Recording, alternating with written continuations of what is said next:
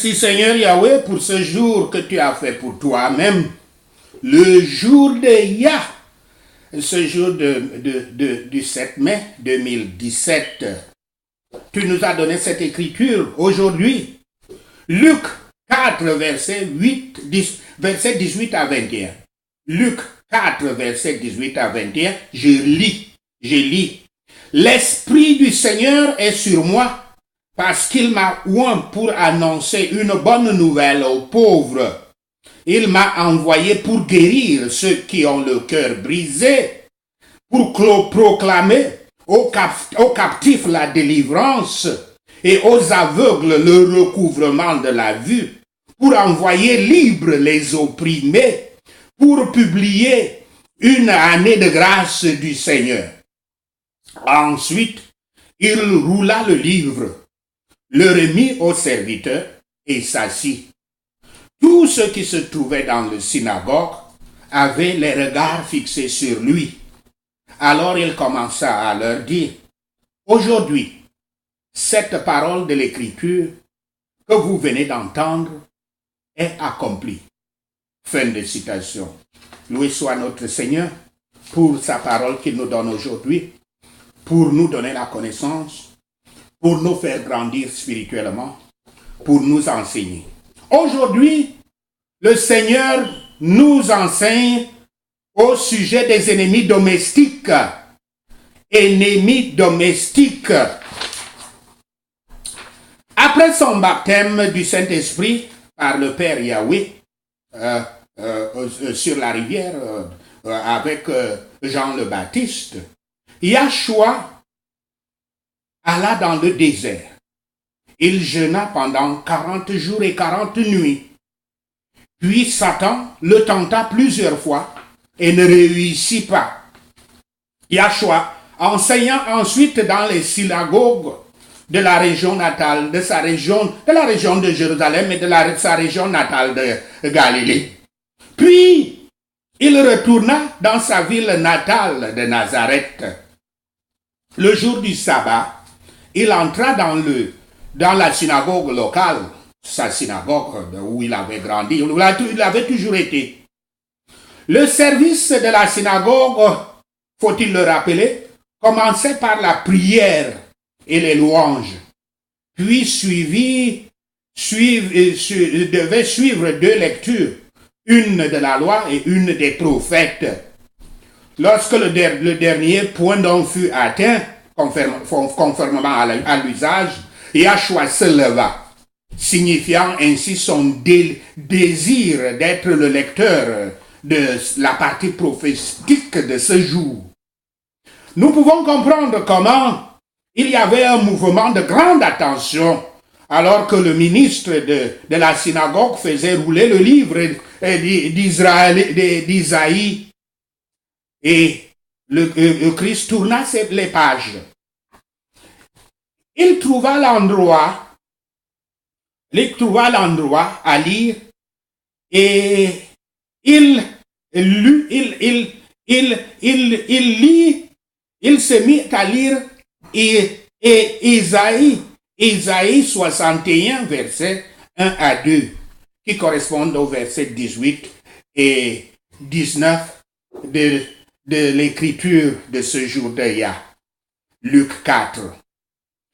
Il arriva que l'écriture qu'il avait lue se référait à lui-même. Et il n'avait rien d'autre à ajouter, sauf que, comme il a dit, ce jour, cette écriture est accomplie devant votre propre, comme vous l'avez vous-même entendu. Parlons maintenant de quelque chose d'important. Les ennemis mortels de chez toi.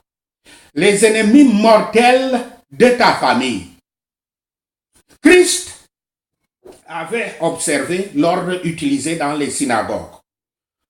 C'est-à-dire quand celui qui officie avait lu une telle partie de la loi qui était indiquée, ou une partie des prophètes à son gré, il ferme le livre ou le rouleau, faut-il appeler ce livre parce que c'était des rouleaux, et le redonna au ministre à qui il incombait de l'apporter, puis de le ramener et de le garder. Et il s'assit pour dire son sermon. De ce que Christ a fait, les gens restant pendant ce temps très attentifs, les gens restaient très attentifs afin d'entendre ce qu'il dirait.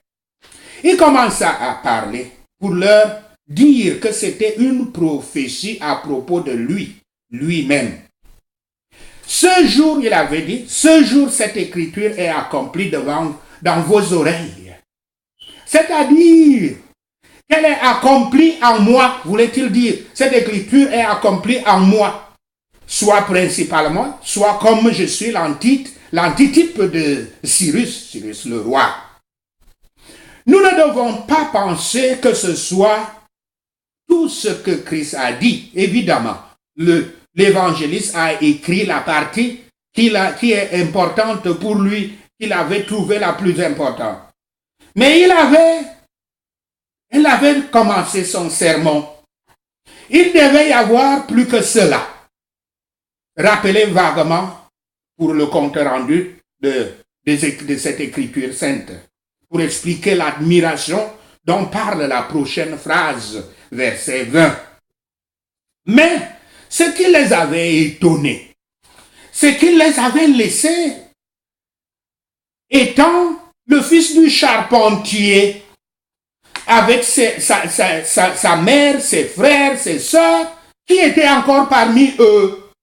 Et maintenant, il revenait en prétendant être le Christ, et pour dire des mots qui semblaient parler d'un rêve glorieux, lointain. Et il parlait de ces rêves glorieux, lointains, comme une réalité vivante et présente. Cette première apparition de notre Seigneur dans son ministère public à Nazareth, le foyer de son enfance, était cependant précédée, comme nous l'apprenons dans l'évangile de Jean, était précédée par un ministère quelque peu étendu à Jérusalem et aussi en Galilée, sa région natale. Au cours de ce ministère, il avait renvoyé les changeurs d'argent hors du temple et les avait chassés. Il avait fait de nombreux miracles. Et il avait eu sa conversation avec Nicodème et à son retour en Galilée, il avait rencontré la femme de Samarie au puits. Le rapport de ces choses sans doute l'avait donc précédé. Les nouvelles étaient déjà à Nazareth. Et ces choses avaient enflammé la curiosité des Nazaréens pour voir, la curiosité de voir leur ancien compatriote qui était subitement transformé en une personne d'importance et avait même fait une sensation dans la métropole, la grande métropole de Jérusalem. Les voisins, sagesse du monde, pas sagesse biblique, les voisins d'un grand homme sont des critiques vives et des croyants hésitants en sa grandeur. Des croyants hésitants, c'est qui ne croient pas en sa grandeur. Voisins. Il était donc naturel et très prudent que Yahshua ne commença son ministère à Nazareth. Il ne devait pas. S'il suivait la sagesse du monde. Est-ce que voici la question importante de ce sermon. Est-ce que votre onction sera jamais reconnue par votre propre peuple? Est-ce que votre onction sera jamais connue par votre propre famille? Même vos propres enfants, même votre femme, même vos pères, vos mères et oncles?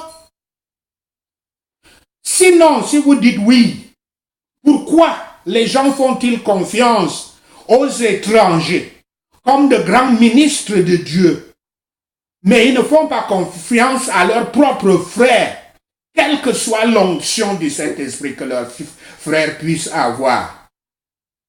Pourquoi est-ce que le Christ dit Aucun prophète n'est accepté dans son propre pays. Fin de citation. Pourquoi? Citant ainsi le verset 24, Luc 4, verset 24. La réponse nous est quelque peu donnée dans ce même chapitre. En mettant côte à côte deux scènes différentes, Yahshua dans le désert et Yahshua dans sa ville natale de Nazareth, l'évangéliste Luc suggère une réponse à cette question, à savoir Satan. Satan.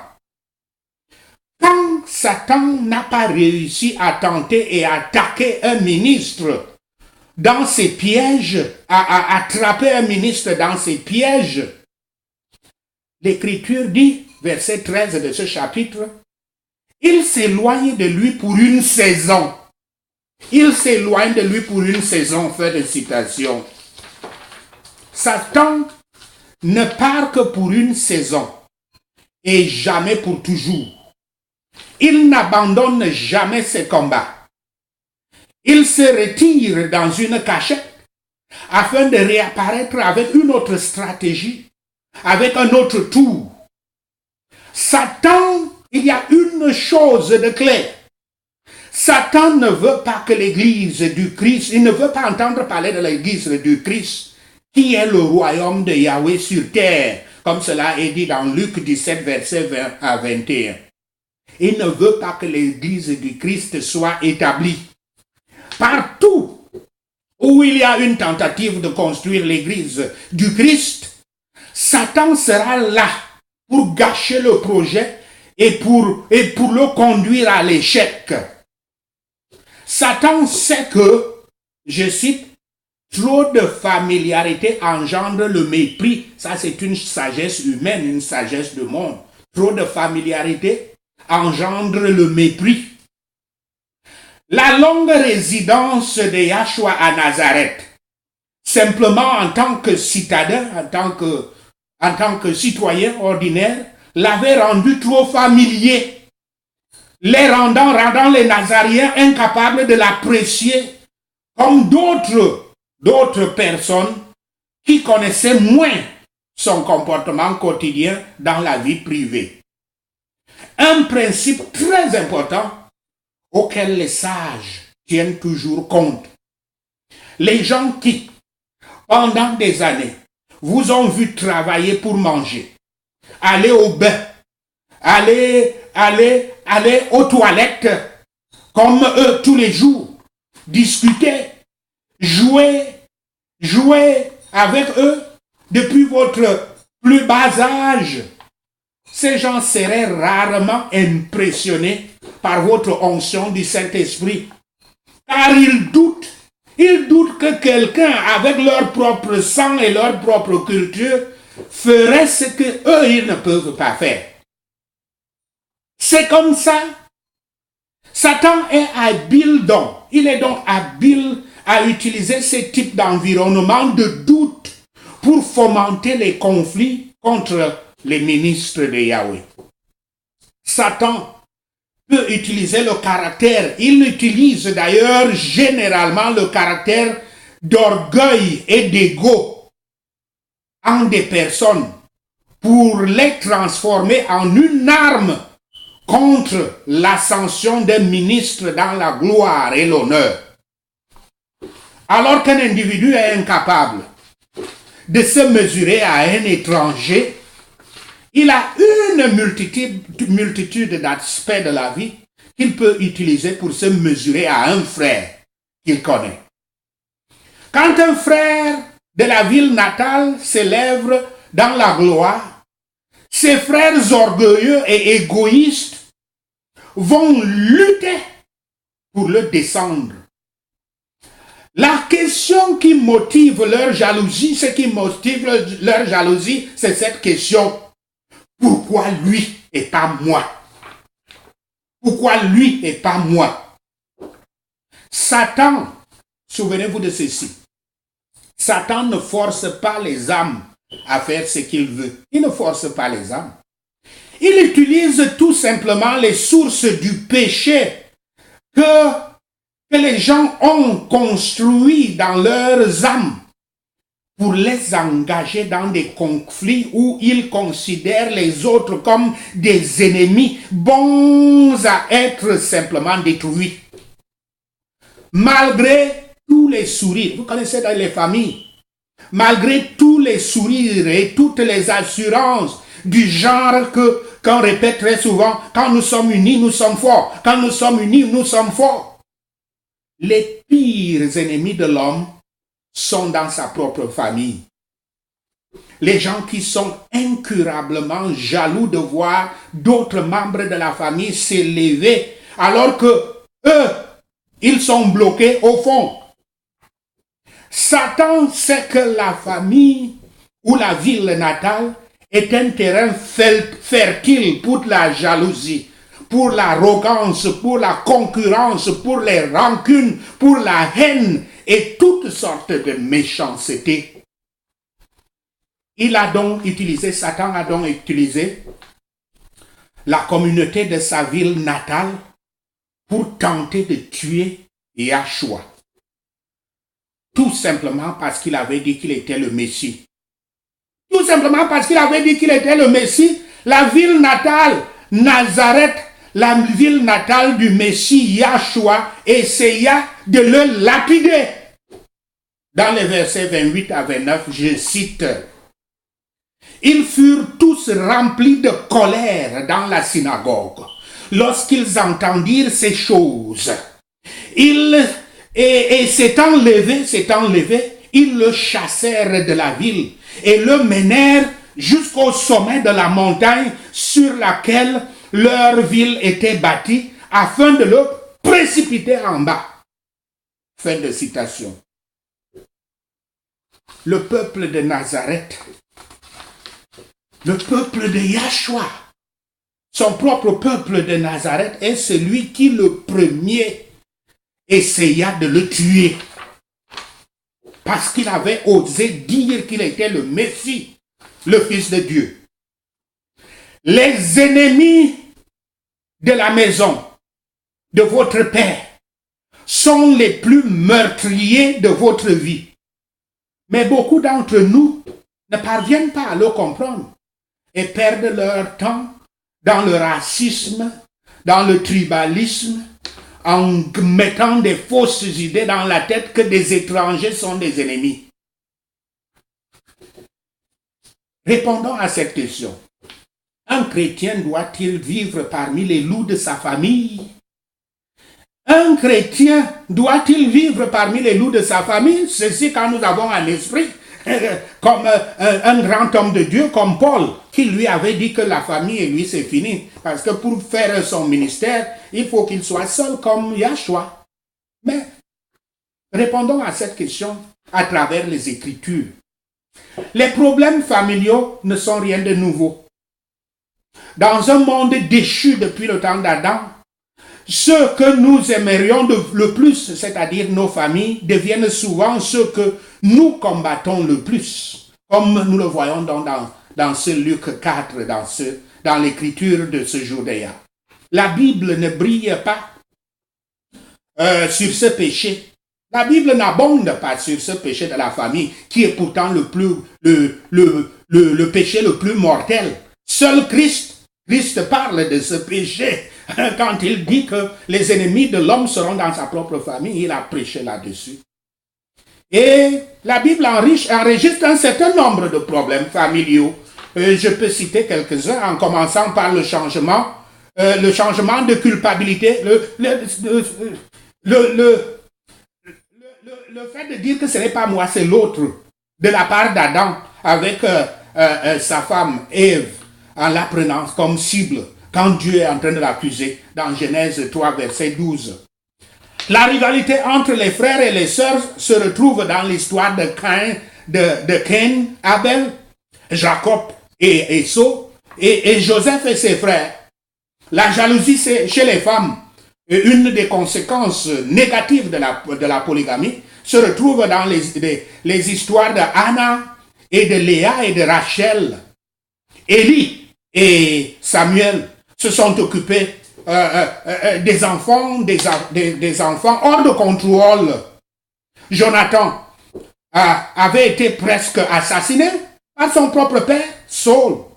David était brisé par la révolte de son fils Absalom. Osée a connu des difficultés conjugales. Dans chacun de ces cas, les relations étaient endommagées par le péché.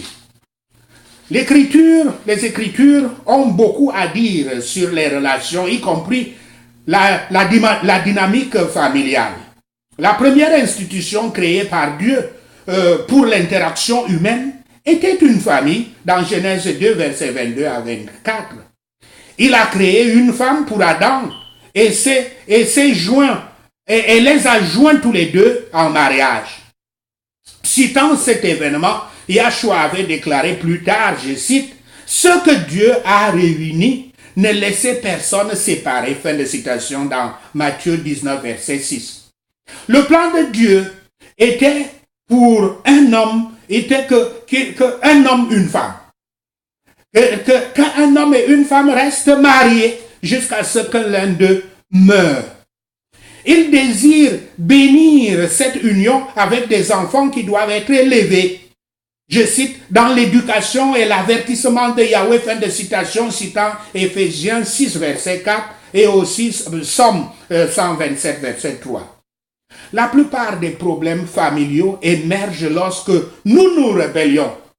Nous nous rébellions contre le dessein de Yahweh. La polygamie, l'adultère et le divorce provoquent tous les problèmes, tout cela, ils provoquent tous des problèmes parce qu'ils s'écartent du plan originel de Dieu. La Bible donne des instructions claires sur la façon dont les membres de la famille doivent se traiter mutuellement. Le plan de Dieu, c'est que les maris aiment leurs femmes de la même manière que Christ aime son Église. Cela est dit dans Éphésiens 5, verset 25 et verset 33. Les femmes doivent respecter leur mari et se soumettre à leur autorité, à leur direction. Comme cela est dit dans Éphésiens 5, verset 22 à 24 et verset 33. Et aussi dans 1 Pierre 3, verset 1. Les enfants doivent obéir à leurs parents, comme cela est dit dans Éphésiens 6, verset 1 à 4, et dans Exode 20, verset 12. De nombreux problèmes familiaux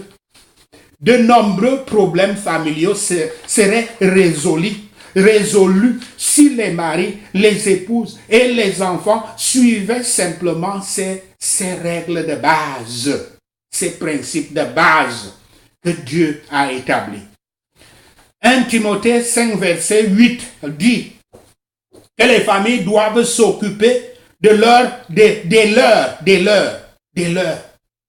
Mais aveuglés par la jalousie et la haine, le peuple de Nazareth ne se souciait pas de la vie de Yahshua.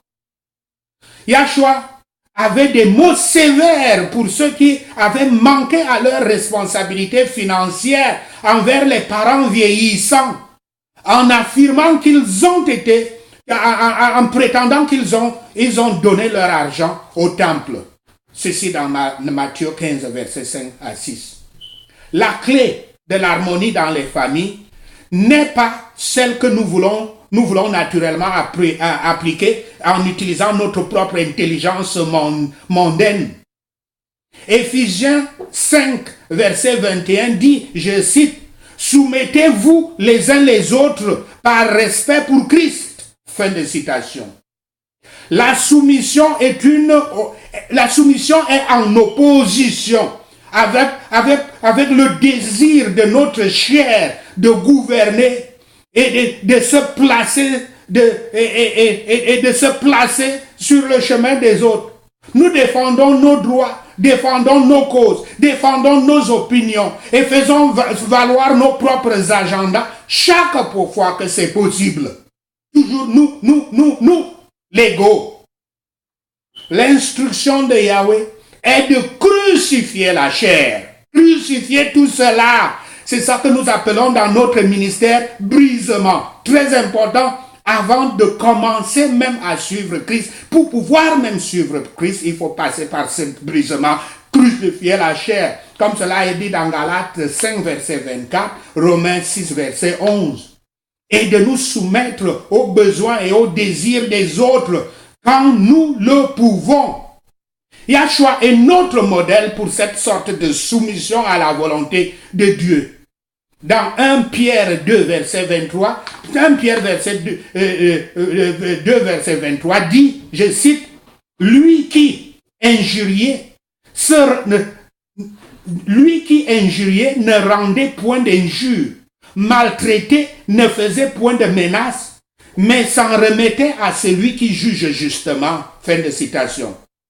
La plupart des problèmes familiaux pourraient être diminués si nous suivions toutes les instructions trouvées dans Philippiens 2, versets 3 à 4. Je lis pour vous, pour conclure.